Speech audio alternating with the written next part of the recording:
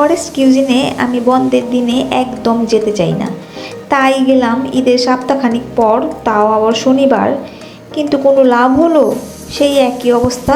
কেরানীগঞ্জের মধ্যে আমার ফেভারিট একটা প্লেস হচ্ছে ফরেস্ট কিউজিন, আর সেটা আমার বাড়ির একদম পাশে। মানে আমার যখন খুশি তখনই আমি যেতে পারি, ধরতে গেলে আমার বাড়িঘরই সেটা। কিন্তু আমি বন্ধের দিনগুলোতে সেখানে একদমই যাই না, কারণ তাদের মাশাল্লাহ অনেক কাস্টমার থাকে। তাই আমরা ঈদের সপ্তাহখানিক পর গেলাম শনিবারে। ভাবলাম যে আজকে একটু রিল্যাক্সে বসা যাবে, কিন্তু না, কোনো লাভ হলো না। যে দেখি সেই একই অবস্থা। মাশাল্লাহ অনেক কাস্টমার ছিল তাদের। তার মানে এই প্লেসটা আমার একাই ফেভারেট না, আমাদের কেরানীগঞ্জের অনেকেরই ফেভারেট। আর ফেভারেট হওয়ারই কথা, কারণ ফরেস্ট কিউজিনটা বানাইছে আমার জিঞ্জিরার বাইরা। আমরা জিঞ্জিরাইয়াদের রুচি বলে কথা, দেখতে হবে না? আমাদের জিঞ্জিরা নিয়ে এখন আমরা অনেক গর্বিত।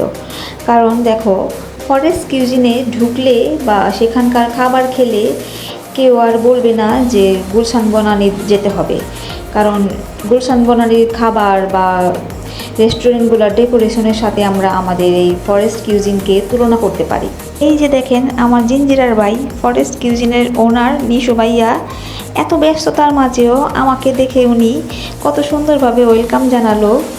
মানে আমরা জিঞ্জিরার মানুষই এমন।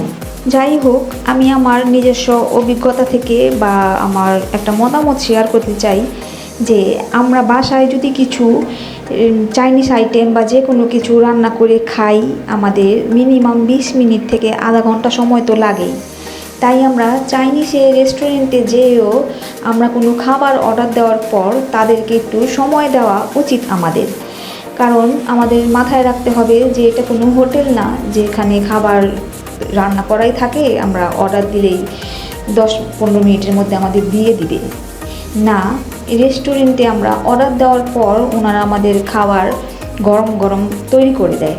তো এই জিনিসটা আমাদের মাথায় রাখা উচিত। আমি এটার জন্য বললাম যে আমি ফরেস্ট কিউজিনে গিয়ে দেখলাম অনেকেই বলতাছে যে তাদের খাবার দেওয়া অনেক দেরি হয়। মানে স্বাভাবিক, এত রাশ, এত মানুষের মধ্যে এক একজনের এক এক রকমের খাবারের অর্ডার, এটা তৈরি করতেও তো একটু সময় লাগে। এটা তো আমাদের বোঝা উচিত, তাই না? একটা ভালো পরিবেশে বসে মানসম্পন্ন খাবার খেতে তো একটু সময় দিতেই হবে। তো আমাদের জিঞ্জিরা জনি টাওয়ার ফরেস্ট কিউজিনে এখনও যারা আসেন নাই, একবার এসে খেয়ে দেখেন, আপনাদেরও ফেভারিট হয়ে যাবে একদম আমার মতো।